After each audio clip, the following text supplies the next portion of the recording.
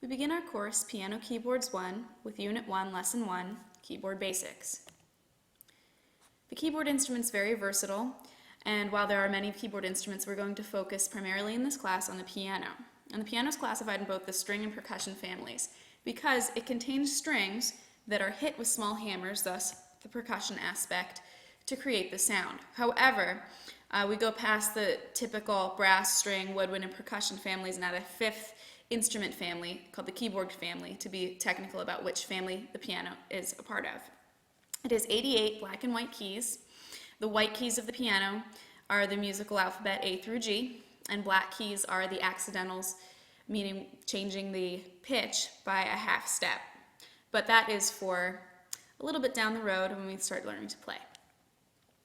The parts of the piano include the strings and the hammers and the tuning pegs, and this is what creates the sound on the piano when the keys are compressed. The soundboard, which is a large piece of wood, in an upright piano behind the piano. In a baby grand or grand piano, it's underneath the strings. It's usually made out of spruce.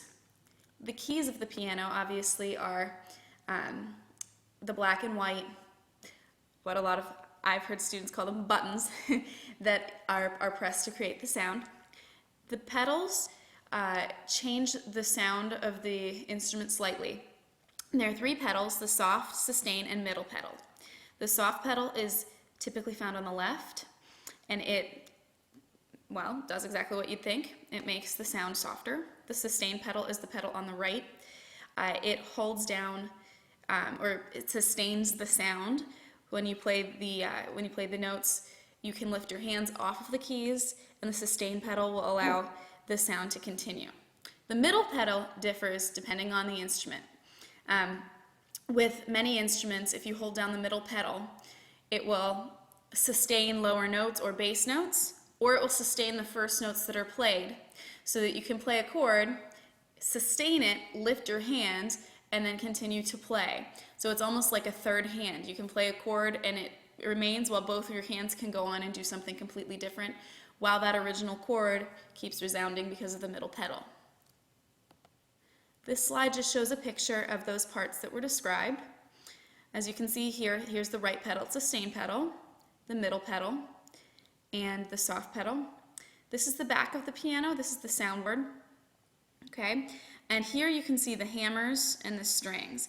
And as you can see, for every note, there's a little series of strings. And for most of the keys, it's 3 strings. These are the hammers. They're covered in felt. They're soft wood covered in felt that when a key is pressed, the hammer mechanism hits the strings, it creates a vibration, and thereby creates the sound. And here we have tuning pegs. As you can see, the strings are actually wound around these tuning pegs. They're much like the tuning pegs on another string instrument like the violin or the guitar. And a piano tuner will come in and actually adjust the intonation of the piano by adjusting these pegs.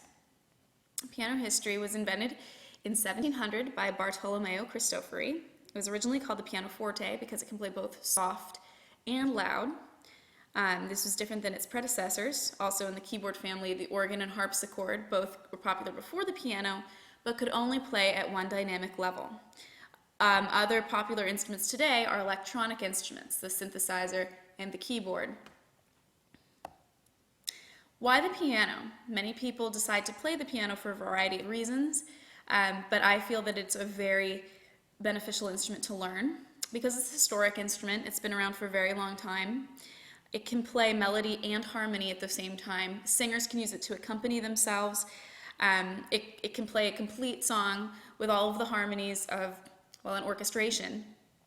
It's used in virtually every genre: classical, romantic, and pop music. Pianists can read both treble and bass clefs, while many instrumentalists and other instruments can only read one. Pianists must learn music theory as they learn to read and play music, making the piano a very good benchmark or a very good jumping start-off point to learning any instrument, including singing. Some famous pianists include Mozart and Beethoven in the classical era, Chopin, Liszt, and Rachmaninoff in the romantic, pop and rock music, Ray Charles, Elton John, Billy Joel, Stevie Wonder, Jerry Lee Lewis, Freddie Mercury, Lady Gaga, Alicia Keys, Sarah Bareilles, Chris Martin, and Bruno Mars. Now let's get started.